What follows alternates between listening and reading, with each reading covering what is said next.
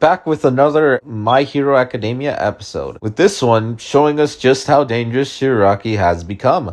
Before covering this big fight of his, we can go back into the beginning of the episode on, well, that funny scene with Mount Lady and Fat Gum, with Fat Gum just running away after seeing Mount Lady literally being hurtled towards him. Once he got himself to safety, we also see Tokoyami holding an injured Hawks, Fat Gum telling him to take Hawks to the medics in the back, well, where they're close by, so that way Tokoyami's away from the fight, just as Fat Gum intended. As this was happening, we also see other heroes fighting off the Liberation members, and we get to see Toga just go ballistic.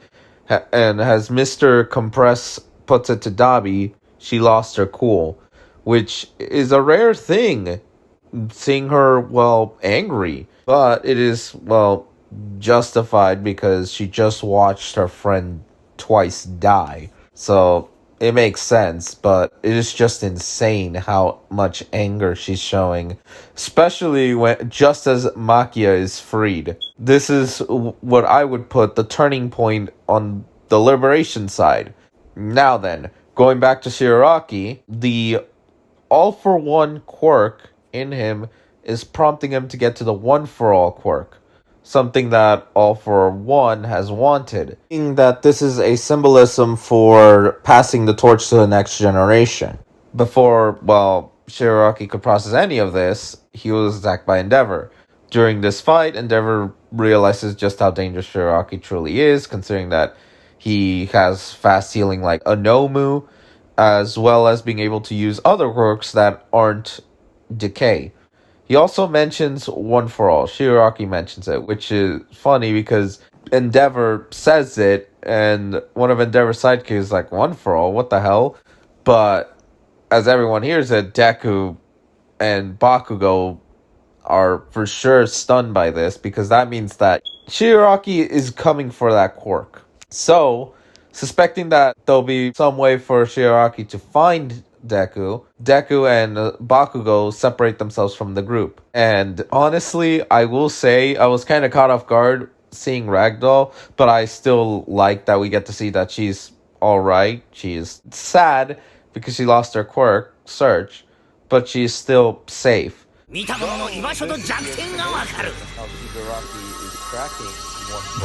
Eventually, this situation leads Deku to be forced to make a private line just to speak with Endeavor to alert him that, yeah, he's being chased. He's the target. And obviously, he can't really tell Endeavor much of the details, but Endeavor has to trust that, yeah, one of the students that he was training in Season 5 is in danger. As well as we also get to see a talk between Bakugo and Deku, how they're basically both kind of understanding the situation, as well as Bakugo recalling the situation that happened in Season 3, which shows that he still puts himself as the cause of All Might's retirement. So he wants to get payback on Shigaraki because, well, that entire situation was caused thanks to him. He also does care for Deku's safety, but he won't ever admit that. But aside from that, Shigaraki realizes that the communications need to be cut off. So he does just that before getting to Deku and Bakugo.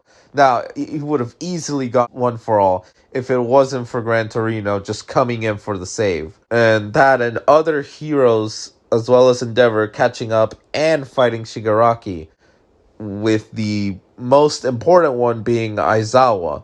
I still like how Shigaraki still views Aizawa, or as they call him, Eraserhead, cool. He's viewed him cool since Season 1.